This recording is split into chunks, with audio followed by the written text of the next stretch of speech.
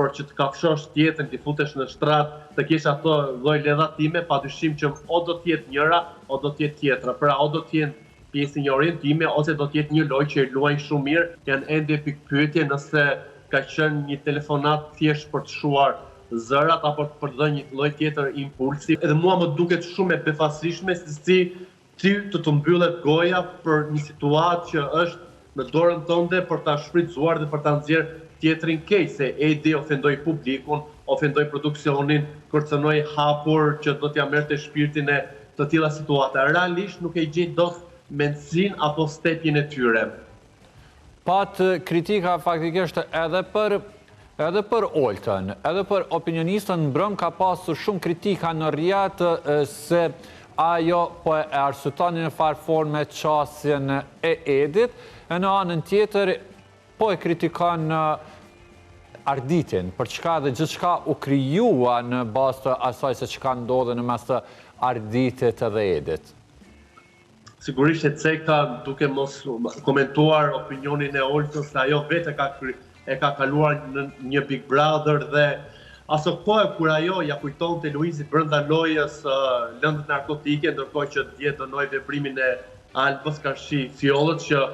realisht ishte pak sa e tepruar, nuk mund të flasim gjithçka që mund kemi informacione apo që të në kaloj në përmendje, kjo duke respektuar një etik edhe një normë që duhet mos e shumti të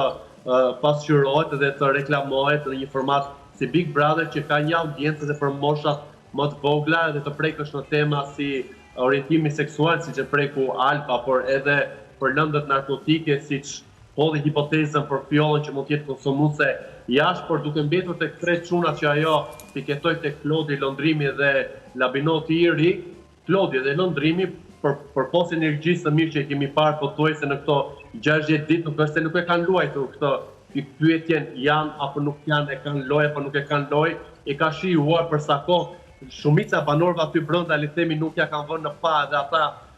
e kanë parë që kjo gjë ndoshta nuk po dhes shumë, se ka qenë më shumë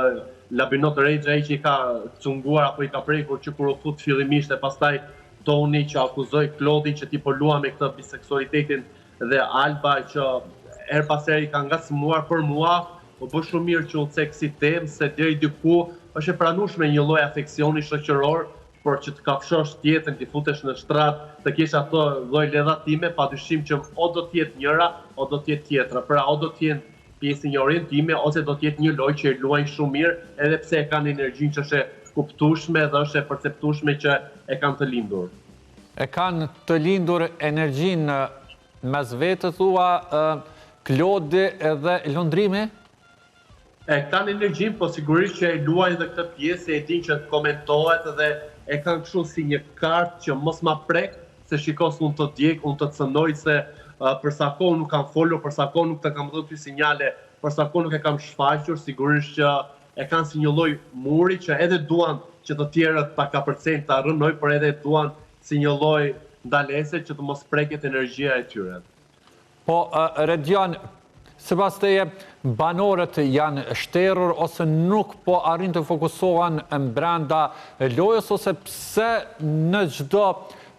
përajme, themi prap ka aludime për orientimin seksual të banorëve. Mendon që faktikisht është bërë irrituese që të kapen njerëz në një pikë kaq personale? Sigurisht që është një gjë personale, por për sa kohë të jenë në një format 24/7, për sa kohë të zgjedh të jesh, le të themi, jo shumë i zgjuar në lojë, siç është Klodi përpos situatës që ka në lidhje me ato flirte që ka pasur me Benitën, por edhe me Elionën, ku më në fund u sqarua dhe u vërtetua sipas Klodit një telefonat, po do të thotë që një telefonat mund të vërtetojë që je apo nuk je. Por sidoqoftë, nga ana tjetër, kemi edhe banorë që janë në gjumë, që për mua duhet dalin nga ajo lojë dhe të sjellin banorë të tjerë për të një lloj energjie. Kemi Dolcen që e kam harruar është apo jo nuk është brenda në lojë. Arditi pati këtë situatën me Edin që e ka dhezur pak, edhe pse e kam thënë gjithmonë që është si një lloj drama queen. Kemi të tjerët, Hygerta që mban atë postin si mbretëresh që është e qetë, nuk bën eskalime. Pra kemi mos shumti ajo që prodhon situatën në çdo pram e pam dhe mbrëm është Alba me gjithë të mirat apo të këqijat, edhe pse besoj që ka një lloj paragjykimi dhe një lloj stepje Redion, tek para ajo. se të kalojmë tek Alba, qëndrojmë edhe një herë tek çështja e Klodit, sepse sikur ngritet dyshime sa i përket telefonatës e cila u bën brëm nga e dashura e saj, e ti. Sigurisht që ishin një telefonat me zë, jo me figurë dhe përsa ne nuk e dim ende se kush është kjo e dashura që pas ka një reputacion dhe familja e saj në Itali, janë ende pikpyetje nëse ka qenë një telefonat thjesht për të shuar zërat apo për të dhënë një lloj tjetër impulsi për të parë se si do të reagoj